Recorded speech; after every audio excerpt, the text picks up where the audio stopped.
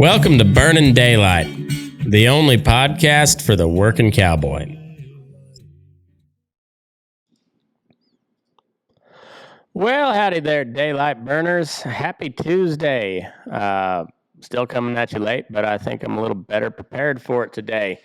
We shall see. Time will tell. This is the Friggin Farm Ranch Report for Tuesday, June 3rd, 2026. I started a new thing on my Substack. So before we get into all of that stuff, got to readjust my mic. And make sure you head over to burningdaylight.substack.com. That is where I post all my episodes, but also I post the full transcript of this show and I'm trying to make it. This is something I'm trying new with the Friggin Farm Ranch Report. So it's going to be an immersive experience, as I'm calling it. But it has all of the links, and it has some graphics and charts and stuff that go along with this episode, plus a list of all the sources at the end. And it has, like I said, you can read exactly what I'm saying in the article. You can follow along as you listen, and then it also has some side notes where I deviate from the script because I haven't compared the transcript with the script that I put together before the show. And so it's I think it's going to be kind of cool, and it all links back to either the Burning Daylight Report dashboard or separate links that that I use to put this show together. So anyway, head over to there, burningdaylight.substack.com. You get all of this. You get ad-free episodes unless I've got a Sale Barn sponsor. And then you get access to all the apps that I'm building that help me put this together. The Burning Daylight Report, which is really a useful tool. It's got some pretty neat features. A Man About a Horse app, I talked about that several times, and it's a little stale right now, so I'm not giving you any new information on the horse market because I've been busy with other stuff. But that is back on the burner, and I want to get that rolling here pretty good. I'm also working on a homeschool dashboard so anybody that wants to homeschool their kids, but also have a life outside of the house and be able to do stuff during the day.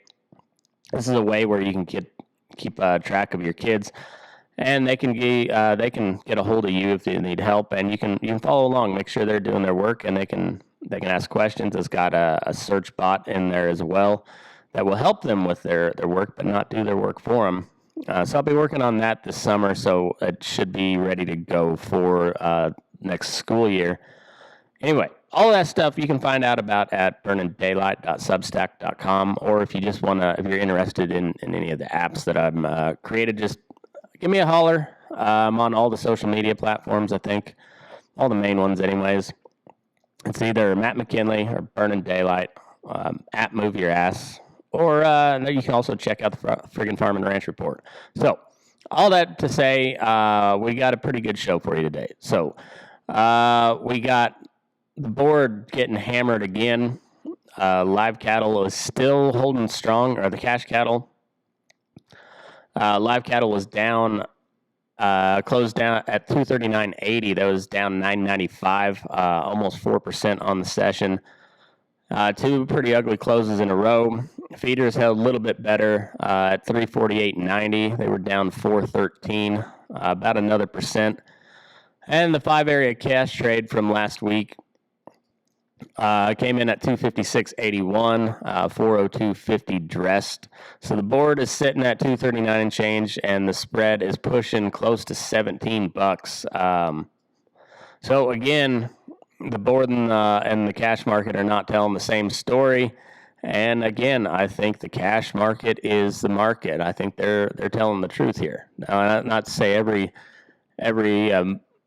participant in that cash market is an honest actor, because we all know some cattle traders, and there's some good ones, and there's some real snakes out there, kind of like every profession in the world. Anyhow, August feeders at 348.90. Lean hogs came in at 98.75. They're up $1.77 on the day. Hogs have no concern as to what the cattle market's doing. And then we got some more news on the energy and input side of things. West Texas crude was up today, closed out at 94.56. Brent's at 96.78. That is a low spread between the West Texas index and Brent crude. Usually runs about $10, and now we're running about $2 and change. So it's little sketchy out there. Not gonna lie, little bit sketchy. Okay, let's talk about the sale barn stuff. Had a few different barns that I didn't mention, but over on the Burning Daylight Report, the Sale Barn Pulse is showing hasn't updated since yesterday, but 23,068 head went through the ring. Averages across all of them came in at 415.74 a hundredweight. A couple of barns to mention: Gainesville Livestock out of Missouri, some 540-pound cattle. Across average 540 pounds, 1,784 head total, 467.32 average on the 100-weight price. Bluegrass Stockyards over in Kentucky, they ran 1,560 head at 557 pounds, coming in at 468.83 a hundred. Bowman Livestock out of North Dakota was 638-pound average, 1,146 head, 431.79 a hundred. And Fort Scott Livestock there in Kansas, as in southeast Kansas, 1,658 head, came in at 449.36. So every single one of those barns is printing at mid 400s on live on 5 and 6 weights, not live. The board said those cattle ought to be worth less today than they were yesterday, and the guys that are bidding on them and writing the checks in the sale barn are saying otherwise. Over at Beaver County Stockyards there in Oklahoma, their sale ran today. They ran 5,810 head. That's there in Oklahoma Panhandle. Really nice sale barn. I haven't been there in years, but I did work a couple of days over there before I moved out to Nevada. They had some light bulls running 380 to 447 a head. Fed bulls at 1,680 pounds brought 219 a pound or 100, or about 3,726 head for on the per head price. Also, Kate Bowen out of Meadowdale Farms she's down in Tennessee now, originally Vermont. She sent me one from Greenville, Tennessee, and that was on the 30th. They ran a total of 417 head, and it looked like on the heifers, their 4 and 5 weights are bringing 378.89, 347.36. The heavier end, I mean, really outside of the 2 and 3 weights, everything's it's southeastern cattle. On the steer side, what do we have here? Those are Holstein steers. So they had some 4 weights that brought 409.46 a hundred. 3 weights brought 438.94. And then they had a pretty small sale, but they had all kinds of stuff. Looks like the kind of lower end quality, given the prices that were coming out of there. So every single one of the barns that I mentioned outside of the Tennessee one, I need to look at that one a little more. They're printing in the mid 400s on 5 and 6 weights. The board said that these cattle ought to be worth less than yesterday.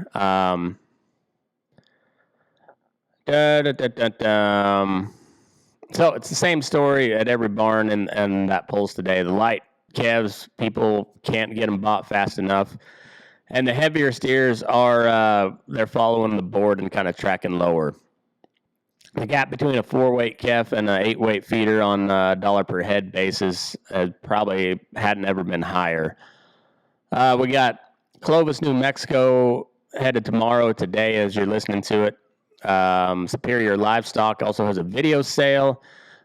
Billings, Montana on Thursday, Torrington on Thursday, Producers Livestock in Salina, Utah on Thursday as well. We'll watch those runs and the weight breakdowns on those sales. But that's your sale barn pulse on the day. Let's get into the whole cattle structure, what's right, what's wrong, and some stuff going on. So 2 things hit today, and neither one's a real fundamental change in the cattle market. But on the first end, the grain complex got hammered. Corn was down 3.5%, wheat down 4.7%, and beans down 2.6%. When the algorithm funds see a sell-off that size in grains, they look for anything in the commodity complex that's looked extended all spring.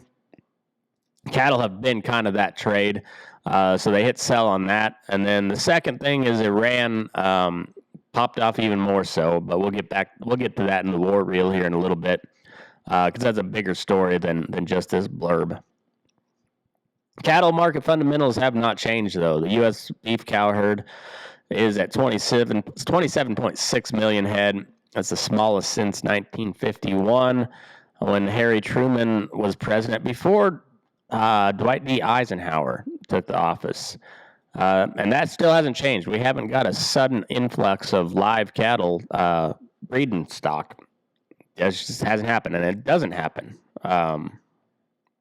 So we covered that yesterday, but it's not a herd rebuild signal. It's there's a feedlot refill on whatever cattle are available, but the structural supply story is pretty much the same. There's one, I think I've mentioned it briefly in a previous episode. I don't remember what, but we'll talk about Cargill over in Fort Morgan, Colorado. That plant has been offline since April 23rd, and there is a labor lockout. So the ownership or management, whoever, locked the striking worker or the negotiating workers out of the plant. But by the time the lockout happened, that they hadn't run any cattle through it in a couple of weeks already, at least, maybe closer to a month, I believe.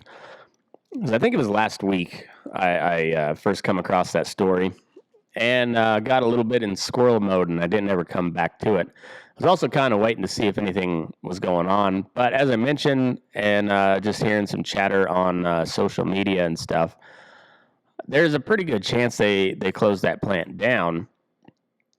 And we keep talking about this cow herd shrinking, and that does affect the Packers side too as well. They don't need as many plants running because they can't fill them. They can't keep the chains moving with the capacity that they have on hand. There's just not enough cattle to fill that.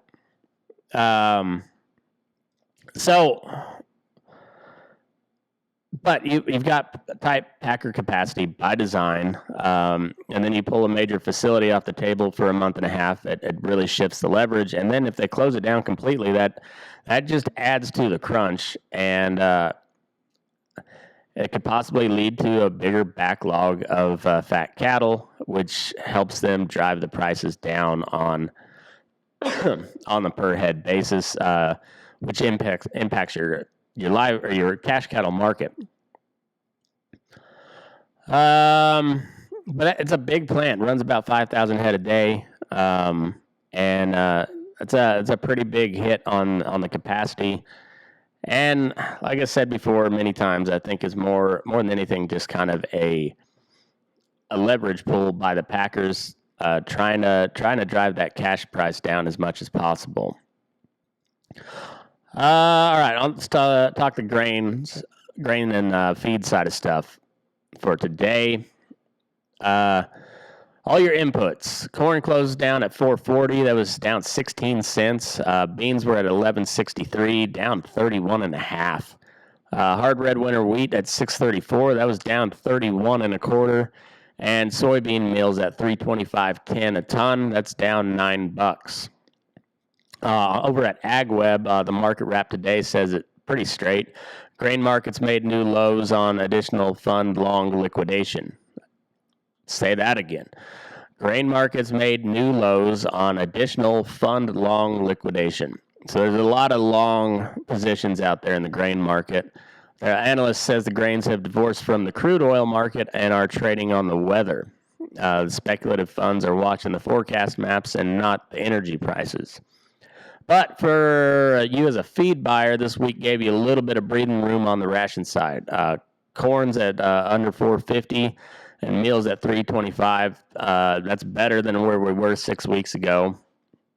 Feedstuffs dropped their June 2026 ingredient price update today. And that's worth taking a look at before you lock in any of your ration contracts. But the bigger grain story is still the wheat. I'm not going to rehash everything that I talked about yesterday, but that number is worth repeating. 15% on the good to excellent side of things in Kansas on a crop that's pretty much all headed out by now. So we're into June, gonna be harvesting here pretty quick. And what you're seeing today is a profit taking on the trade that got long after the WOTUS report shock. The short crop is still short, and for a rancher buying hay or feed wheat, today's dip might be a better entry point before the next weather scare pushes that thing back up.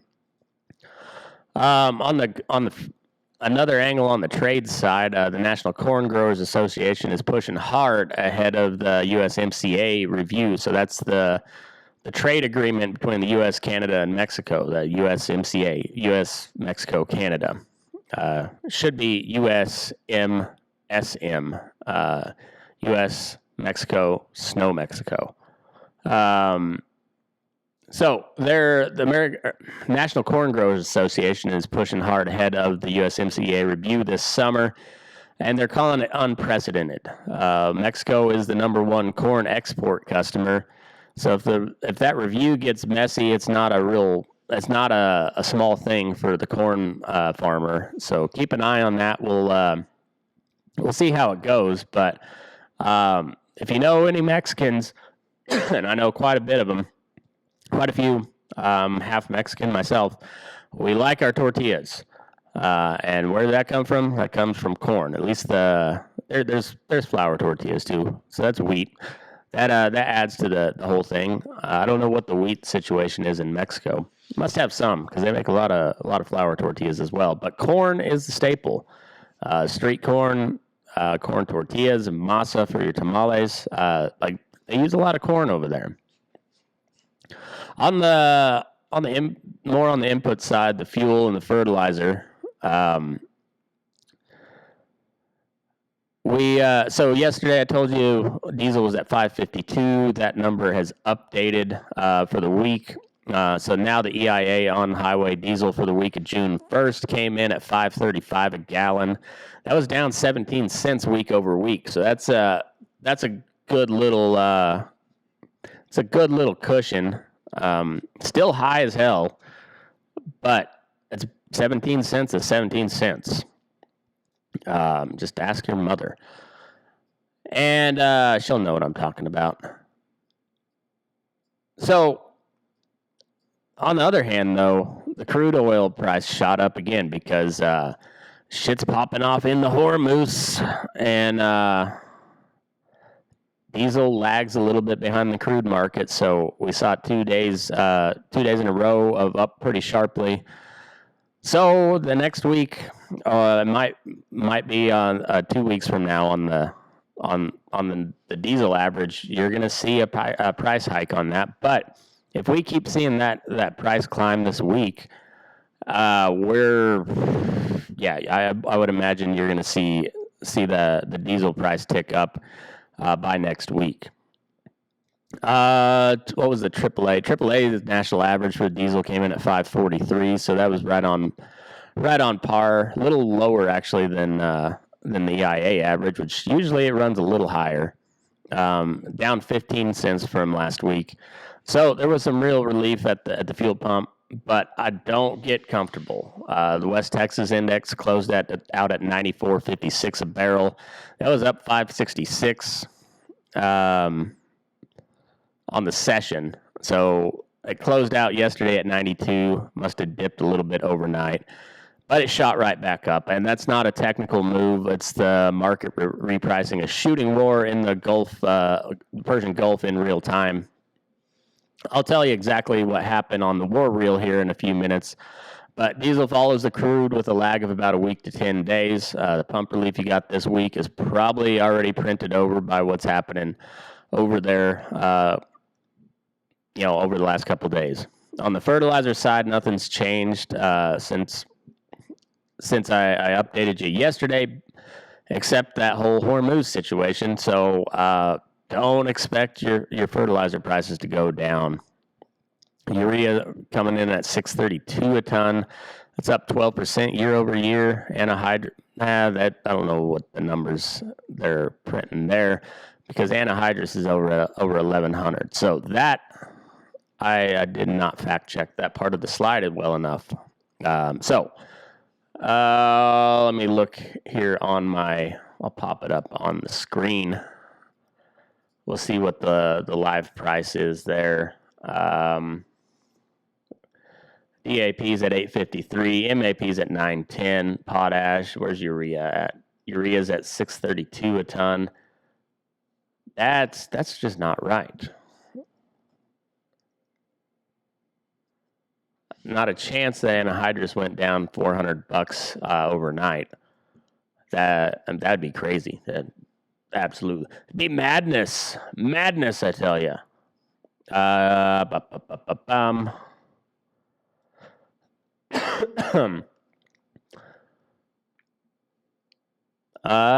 It's still showing it at 765. So, that's not right. Or at least I'm not going to verify that at all, or I'm not going to say that's verified. That's almost $400 a ton drop in anhydrous. That didn't happen, especially with the shit popping off that already did. But long story short, every one of your fertilizers here is up considerably, as much as 40% since February or December. Either way, up a lot. Okay, let's get into the war reel. So it's a pretty big developments, and I'll tell you what I've learned from some confirmed sources. So I used France 24, the War Zone, BBC, and the U.S. Central Command as sources on this. As of this evening, it was about 5 o'clock Pacific time. Iran launched a wave of missiles and drones targeting military bases in Kuwait and Bahrain. CENTCOM says it intercepted and defeated those attacks. In self-defense, U.S. forces struck an Iranian military ground control station on Qeshm Island. That's Queshm, and it's in the Strait of Hormuz. Iran state media is calling their drone and missile launches as retaliation for the Qeshm Island strike, and the U.S. is calling it self-defense. They struck Qeshm Island in self-defense of this missile and drone strike. So they're both wrong and they're both right. It depends on who you're listening to. They both sides think the other side struck first, and I am an America First guy. So I'm going to say fuck Iran on that, but also this administration is retarded for being over there, and Israel is really not helping our cause. On a separate note, the U.S. Navy fired a missile at a oil tanker headed for Iran after the crew ignored repeated warnings. BBC confirmed it, and the engine room was hit. So yesterday I told you that we went from boring negotiations, that was Trump's direct quote, from the White House to the CNBC. And we went to active strikes in 72 hours, and now we got the next chapter. The ceasefire wasn't ever really a ceasefire. Israel is still hammering southern Lebanon, and Lebanon peace talks are reportedly resumed in Washington today, but Netanyahu went on record saying that the campaign continues regardless. Trump reportedly went apeshit on Netanyahu on a phone call over Beirut, over strikes in the suburbs of Beirut, which is the capital city there in Lebanon, which tells you that the alliance between the U.S. and Israel is under strain. But all of this bitching out of Netanyahu did not help anything.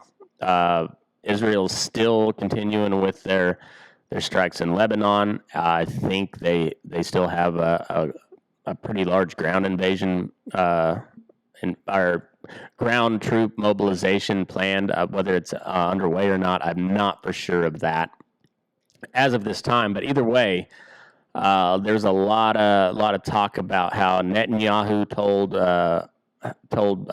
Donald Trump this, and a lot of posturing, and it doesn't do well to help the narrative that Israel doesn't have huge influence on U.S. politics. Just listen to what both sides are saying. And Trump, in public, talks very deferential about Netanyahu, and Netanyahu, on the other hand, talks like he's running the show. Is he? I don't know.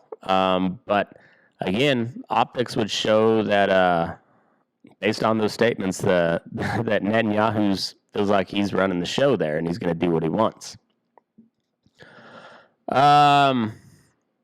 So here's how this lands on the operation right now for the farmer and rancher. Your crude's up 6% today. Your fuel bill will be moving. Diesel follows the crude with about a week or 10 days of lag. We got a dip in the diesel prices this week, but that dip is probably gone by next week's EIA report if the crude holds here or climbs even further.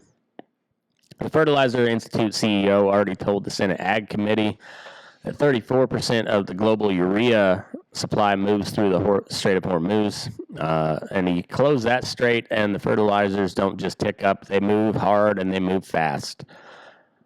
Just how your mother likes it. U.S. and Chinese military officials held rare deconfliction talks in Hawaii this week, so that's a separate note, and that's also checking in on another major freight route. The Taiwan Strait is still on the watch list while the Gulf just kind of burns at the moment. So if you're moving grains, you're probably keeping an eye on both of those. And the bottom line is there is no deal, there's no ceasefire, and there's not much of an end in sight. So every week that this continues, your fuel and your nitrogen costs go up more. They cost more than they did the week before. And that's just math being math. It's not a doomsday thing. It's just that is the math on paper. Let's head over to some domestic ag news. We got a biosecurity watch. So hammering on the screwworms again. They're moving closer. It was 31 miles as I reported yesterday. That story was from Reuters on Friday. As of today, there was a goat infected with the New World screwworm about 25 miles south of the U.S. border in Coahuila, Mexico. So it's still ticking north. USDA says it's working around the clock, and the southern border has been shut for live cattle imports since last July, and there's no plan to reopen it as of yet. That closure is directly tightening the feeder supply in the Southwest, and it is moving the board today. If you're on the border there in the Southwest, make sure you know what the signs of screwworm are. Make sure you got plenty of anti-parasitic medicine, ivermectin, Dectomax, whatever.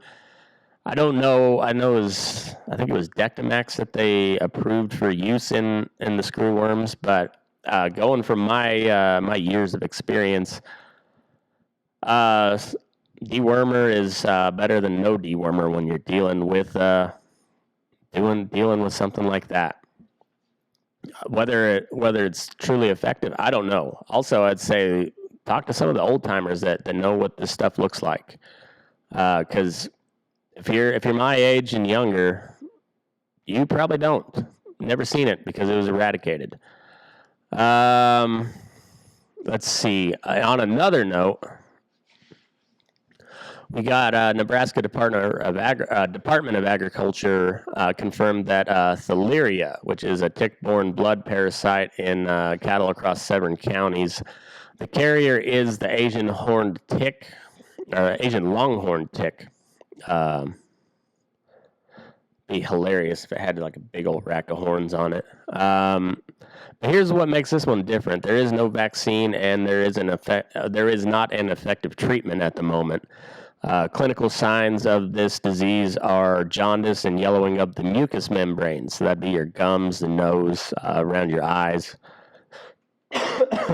Sounds like it kind of has a little bit of a leptospirosis look to it. But anyway, the primary risk right now is importing cattle from the endemic areas, Virginia being the epicenter of all that. But anything coming from the east and south of Nebraska carries some potential exposure. So if you're buying breeding stock or stockers from the southeast or the east coast this summer, make sure you know what you're dealing with and what you're looking for before those cattle hit your pasture. The tick itself isn't established in Nebraska yet, which buys you some time. But if it does get there, that risk profile changes fast. I made a note over here. So I'll ask you guys out in Nebraska or that have living in the area, how much? I hate to downplay the fires because I've covered it a lot. It's a bad deal, but how much of kind of a silver lining is this? Are the fires with this? What is it called? Asian long-haired tick or whatever. The hell? Okay, my computer's shut down on me, so we'll have to start back to where we were. We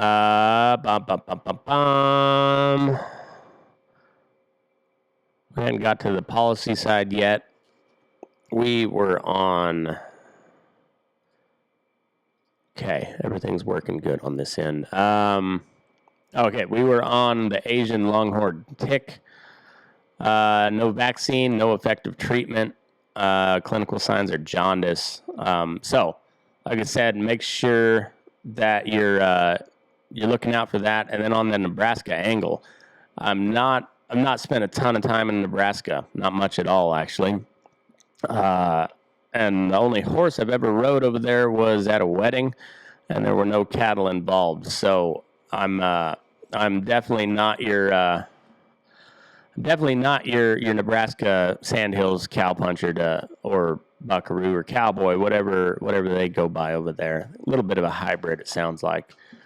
But I'm curious to see how much, if any, of a relief not having the grass to take stocker cattle. I don't know how many stockers get run in Nebraska. I know they run a lot of cattle. They're I think Texas is still the biggest cattle producing state in the country, but Nebraska's up there, Missouri's up there, and of course they border each other as well. Kansas is also up there, and they run a lot of stockers in eastern Kansas, and then western Kansas a lot of wheat pasture cattle.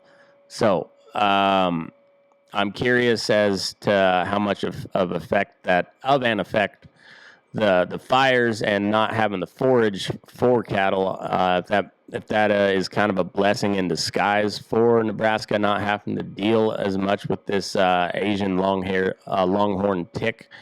So if you're in the area and you know a little bit about this, let me know and inform me, educate me on this story. I'd rather hear it from real people than asking the intranets, which that data does come from real people, but it's good to hear it from real people.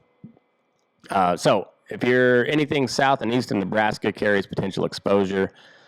So if you're buying breeding stock or stockers from the southeast or the east coast this summer, make sure you know what you're potentially dealing with. Up in Washington State, they authorized the killing of one gray wolf following 3 suspected cattle attacks in the northeast corner of the state. It's one permit, one wolf that they're taking care of there. It's not a real management plan. That is a permission slip. So the fight over livestock and wolves in the West is ongoing, and it does not get resolved one wolf tag at a time. All right, let me see. Pop up the policy side of things here. Here we go. I'm not sure where to put myself, but we'll put it right there for now. All right, so Senate Bill 785, which is the American Beef Labeling Act, or the MCOOL bill. A cloture motion has been filed in the Senate, so a vote is coming on that. So if you've been bitching about country of origin labeling and how it needs to come back, call your representatives, call your senators, and let them know. Your senators first, because it is in the Senate.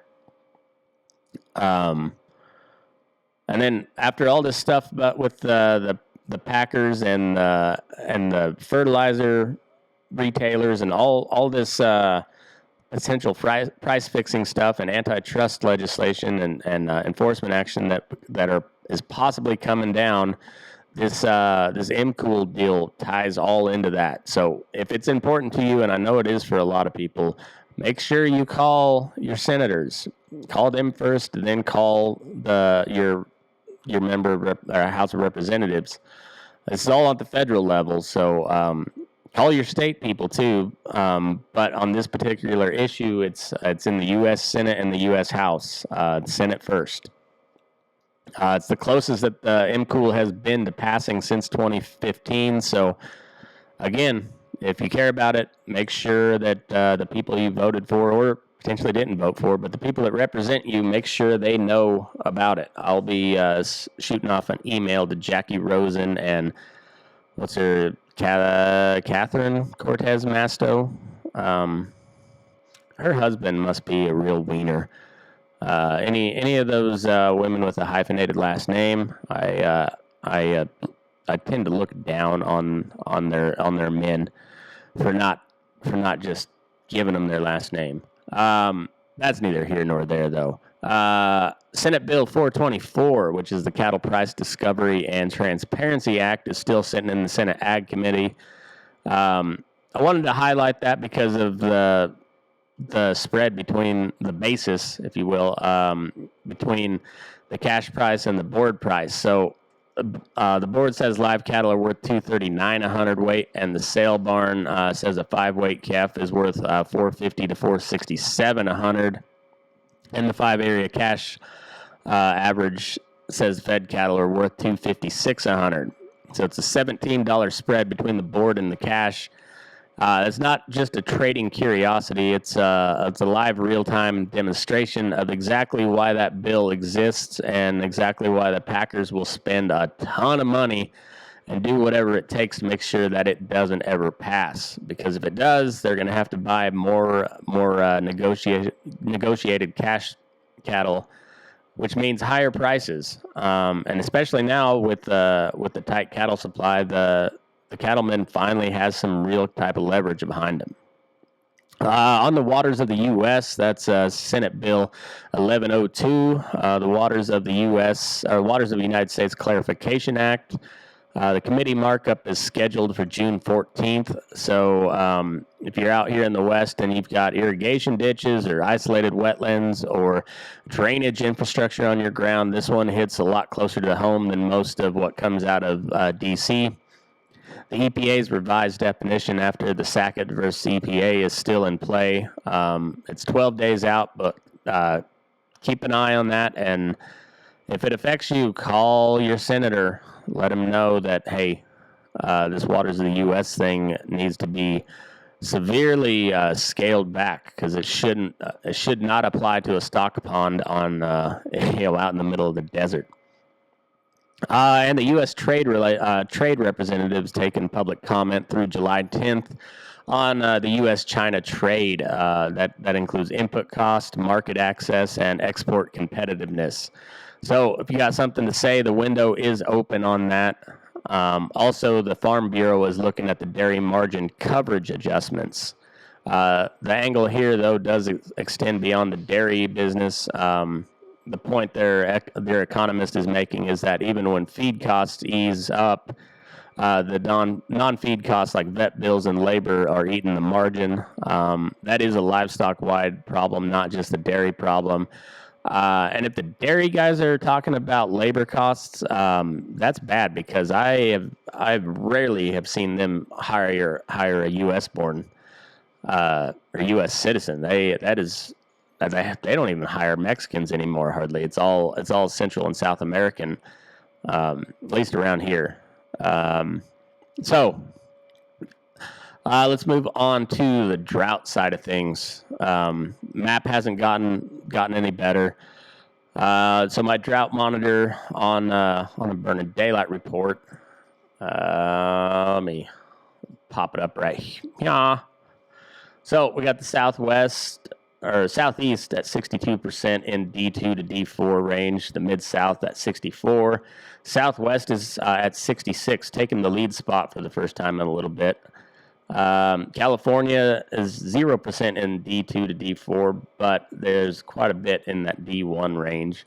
Corn Belt, 2%. Pacific Northwest's at 32%. And the Southern Plains at 41%. And then the Upper Midwest is doing pretty okay. 0% on the D2 to D4. But the Southwest, 62%. D2 to D4, Mid-South, Southeast, Southern Plains at 41%. It's all pretty bad news. Those aren't supplemental feeding numbers in the Southwest and Southeast. Those are numbers where you got to make a hard decision. So when 66% of your region is in D2 or worse, you gotta decide which cows stay on the ranch and which ones earn a one-way ticket to the sale barn. AgWeb ran a piece today with a producer from the Western Plains saying straight up that I've never seen anything like this. Quote, I've never seen anything like this. With water dwindling, wheat failing, hay is shrinking, and hard decisions are being made.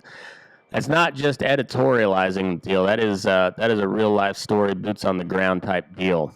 The number that frames the whole thing is in the 26 states that account for 88% of the 2026 beef cow in inventory. We try that again because I'm getting a little tongue-tied. In the 26 states, so just over half of the states that count for 88% of the 2026 beef cow inventory, drought is currently affecting over 79% of those cattle. So almost 80% of the U.S. cow herd is operating under drought stress right now. That comes from cattle range and Oklahoma State extension work. And that is the reason that even with the cattle on feed placements ticking up, we are not rebuilding the cow herd. It's hanging on and hanging on by a thread in a lot of places. The Corn Belt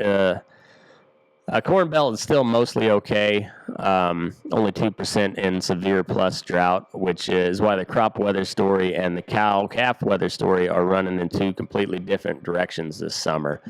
For Nevada and the rest of the West, you guys kind of know what it looks like in out in your area.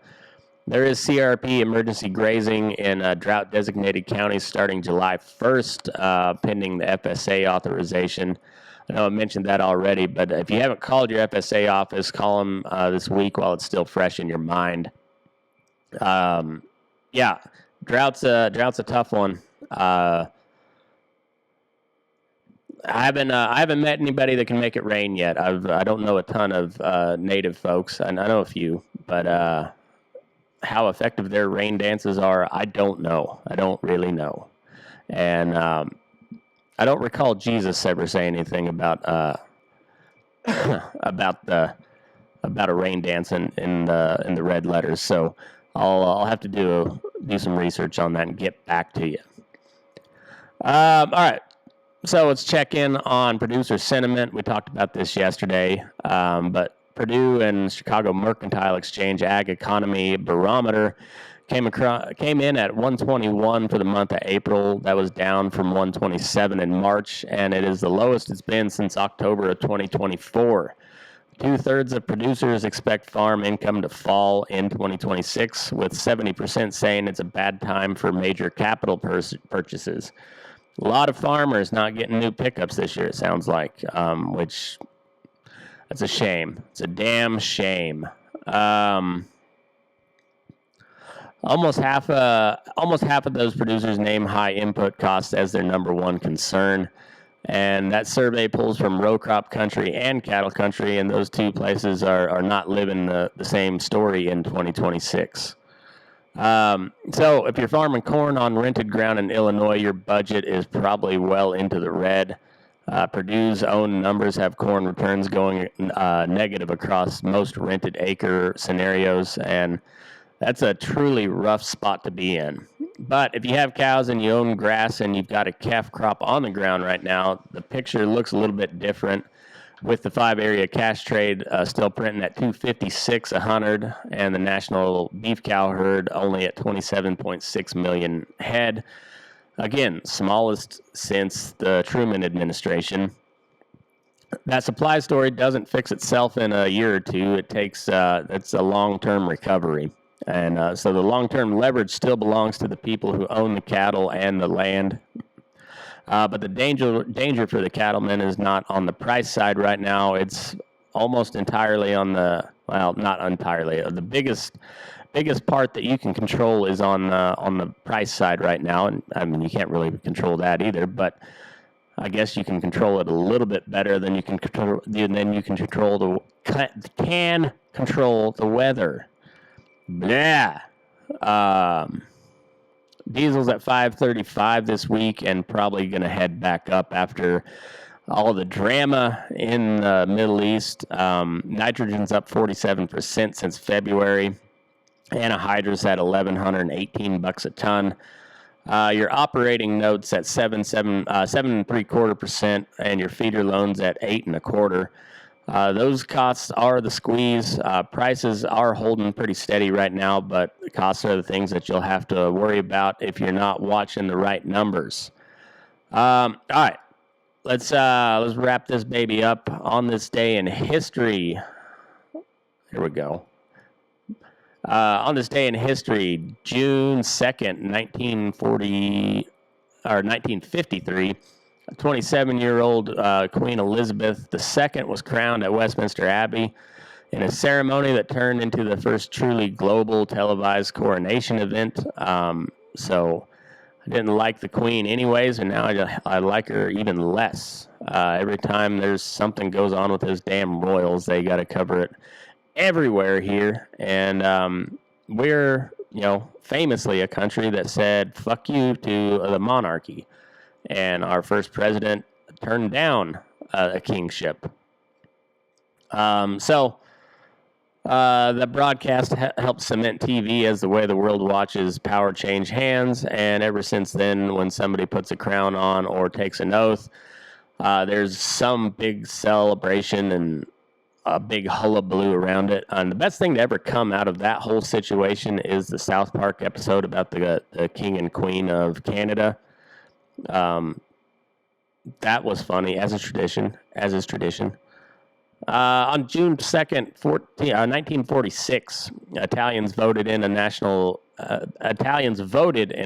referendum to scrap their monarchy and become a republic after World War II, with women voting in a national election for the first time ever.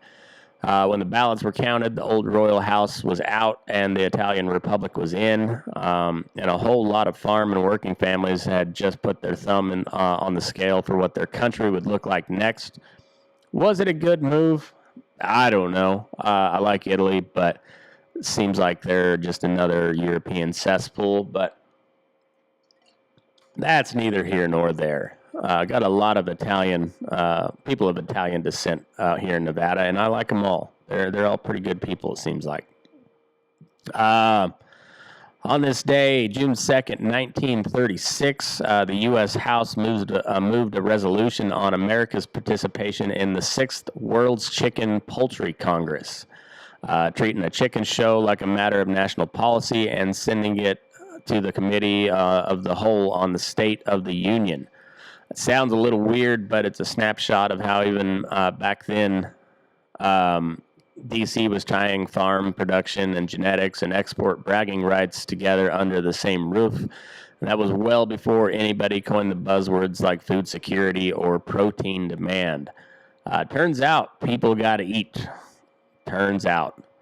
And on this day, June 2nd, 1924, Congress finally passed the Indian Citizenship Act, the Indian Citizenship Act, granting U.S. citizenship to all Native Americans born in the United States.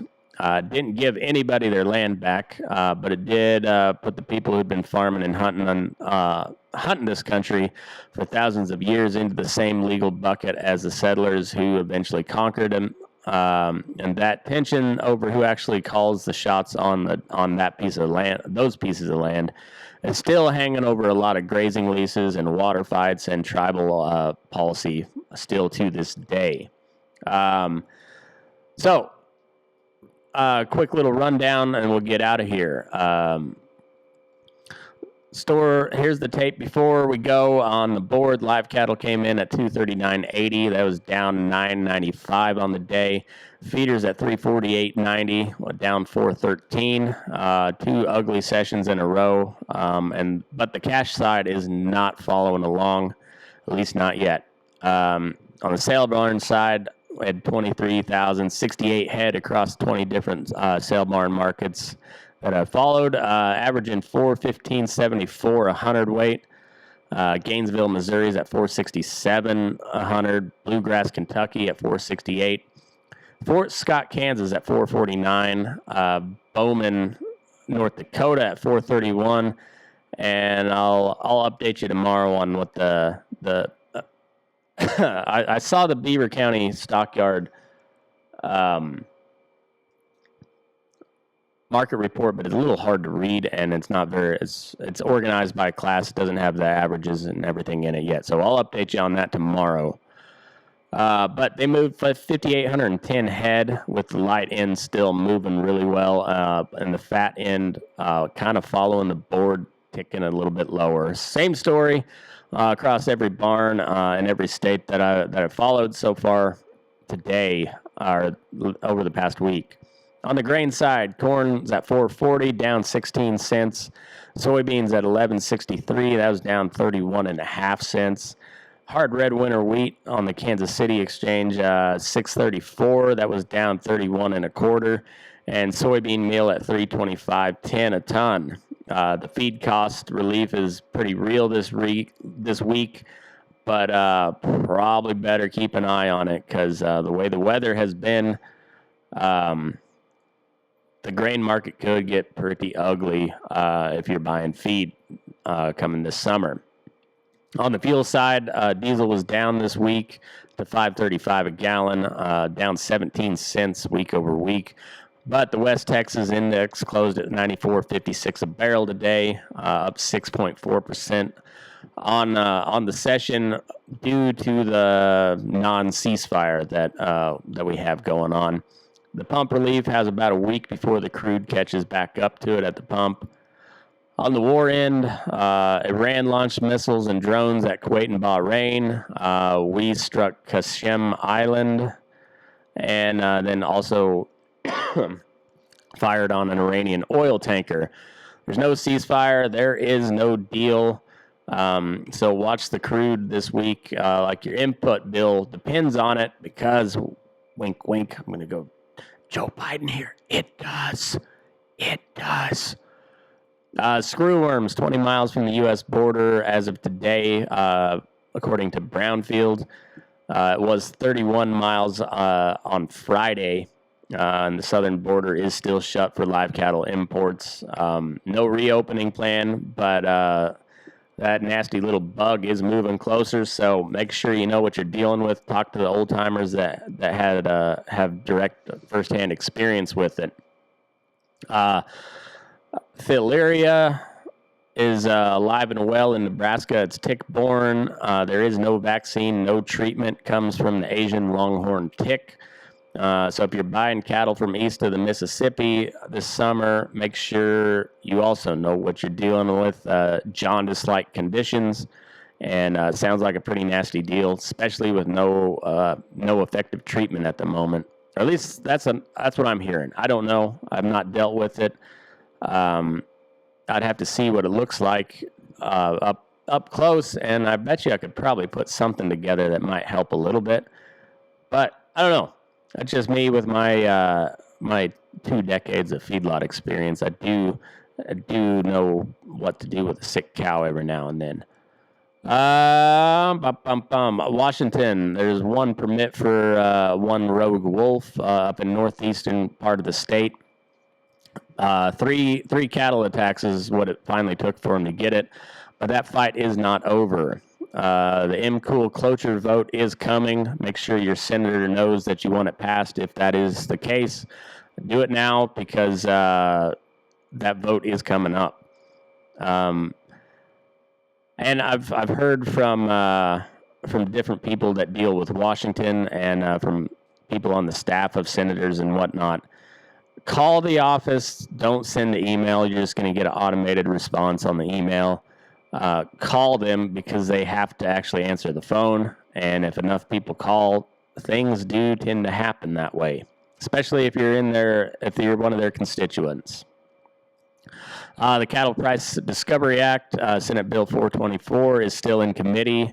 But today's $17 board-to-cash spread is Exhibit A for why it matters, and Exhibit B for why the Packers will spend big money and do whatever it takes to kill it. The Waters of the U.S. markup is on June 14th, so we got 12 days. If you're running cattle or farming or doing anything with water out here in the western U.S., pay attention. So that's what I got for you today. This has been the Friggin Farm and Ranch Report for Tuesday, June 2nd, 2026. Got it back online even after some technical difficulties. The live stream will not be complete, so I'll have to re-upload all those videos. But don't worry, I do that anyhow. Make sure you head over to burningdaylight.substack.com if you like what I'm doing.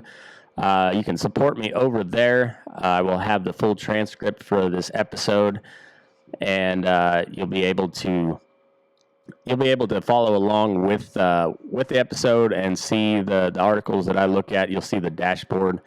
All the links and stuff will be there. There'll be charts and graphs. It'll be super nerdy and super cool. So that's what I got for you today.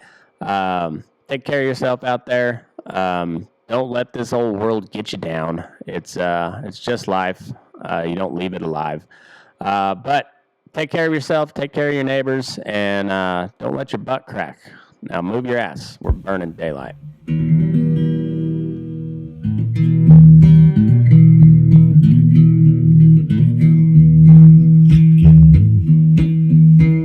Rise up in the morning beneath the stars so bright.